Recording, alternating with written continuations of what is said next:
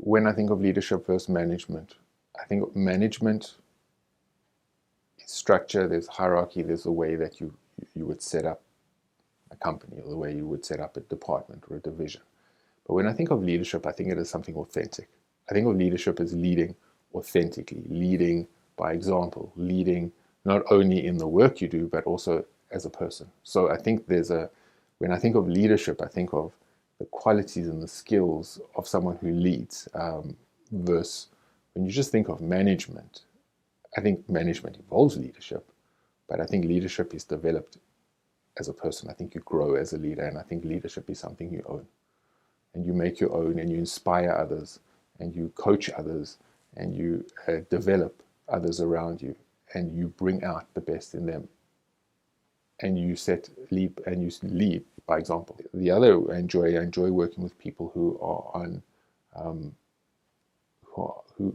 on a process of self-development, who are on a process of moving up in their career, or of moving their career and made this kind of a shift, and in managerial positions or leadership positions where you now needing to develop those skills, be it communication skills, be it feedback skills, be it any skill really, and to understand the trials and tribulations of working with others or leading others, and running companies and running startups, and just the stress and the difficulty that you go through, and how be it any relationship, how when it starts it's always easier and it always seems wonderful, and how difficult it can become as things get more intense and get more serious, and how you need to always be able to adapt. And sometimes it's difficult, it's a struggle to adapt.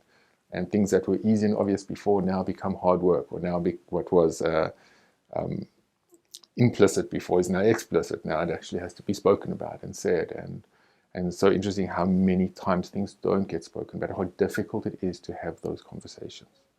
And so a lot of the work where I work is how to help people have difficult conversations, and how to help people work through difficult situations and difficult experiences. I think each person will have different management style.